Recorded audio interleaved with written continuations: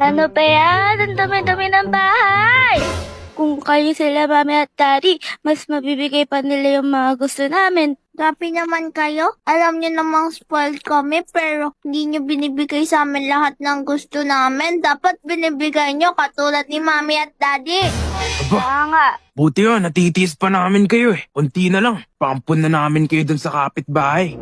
We don't care. Ba, grabe tong mga batang to ah. At saka, totoong tandaan nyo hindi kami ang mami at daddy nyo. So hindi namin kayo i-spoil sa mga gusto nyo. Kaya nga, Kung sana man lang mga princesses kami, tapos mga royalists kami, di sana nakuha namin lahat ng mga gusto namin. Kayo kasi, mga hampas lupa lang kayo, mga poor lang kayo. kita nyo ang naghihirap na tayo dito tapos gusto nyo, itrato pa kayong para mga prinsesa. Pumasok na kayo sa mga kwarto nyo. Ayoko! Anong ayaw mo? Gusto nyo bang mapalo? Paluin mo, wala akong pake, wala kaming pake! Han, paluin mo nga yung mga batang yan. Dito na tayo, pare. Dalihan nyo. Wala na kasi yung tropa ko si Emel. Kaya nga. Ay, Ako? alat Ako. naman dito. Ako! Uy, magandang umaga po. Oscar, nakakalimutan mo na yata na may babayaran ka pa.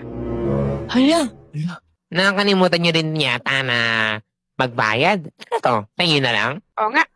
Wag po kayo mag-alala, boss. Babayadan po namin next week. Walang next week. Tignan nyo yung bill nyo. 1 million. grabe. Ang laki naman, Han. Nagugulat pa talaga kayo? Mga kuripot kayo. Ayaw magbayad sa amin. Tsaka kung di kayo magbabayad ngayon, alayas na kayo. Mga sir, baka pwede pag-usapan mo na natin to. Wala na kasi matitiraan yung mga apo namin Kung di kayo magbabayad ngayon, papakulong ko to. Rono, kausapin mo nga yan. Ay, magandang araw po. Ako po si Colonel Hirono Montenegro. Ako po ay mismong nakikiusap sa inyo kaugnay sa isang kaso nyo po na estafa po. So, base po sa aming tala, meron po kayong mga hindi po nababayarang balanse po. Ang inyo pong tusang ito ay makakatanggap po kayo ng reclusion temporal o 12 taon at 1 araw hanggang sa 20 taon. Hindi po kayo makakabayad. Maaari pong makolekta po ni Mr. Roberto. Wait lang, anong Roberto? Roberto lang ako, oy. Pagpasensyahan nyo na po. Di po ba nakalagay dito sa papel? Ang dami naman pinagsasabi nitong polis na to. Ano? Magbabayad ba kayo o hindi? Kung gano'n man, lumayas na kayo. Kunin na natin mga gamit nito. Dali! Dami! Doon! Ay! Yung mga polis, go! Please, wag po. Ano to? Hindi nyo pa nalalaban mga brief nyo. Paano yan, Han? Saan na tayo titira?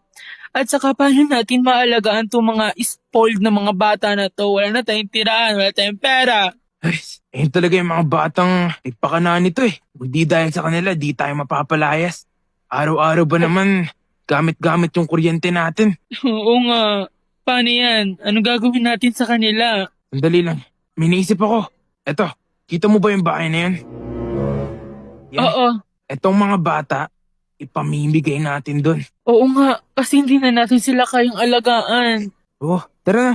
Ay, nakakapagod talaga maglinis sa bahay kapag ganitong mga araw, ang init-init pa. Kaya nga, ate. Uy guys, baka naman, tulungan nyo ako dito maglinis ng mga wall. Ay, kayang-kaya mo na yan, ikaw pa ba? Ate, tiga mo si Mang Berto na sa balita, no? Uy, ano naman yan? Nanalo siya ng sa loto? Si Billion? What? Tingnan mo nga naman, sobrang swerte ni Mang Berto. Baka mamaya, ma-kidnap yan. Ay, Ay, wait lang, ate. Parang may nagdo-doorbell sa labas. oo nga, sino yun? Ano ba naman? Naglilinis tayo eh. Ay, si Mang Oscar to ah. Ginagawa niya dito. Jessica, pwede bang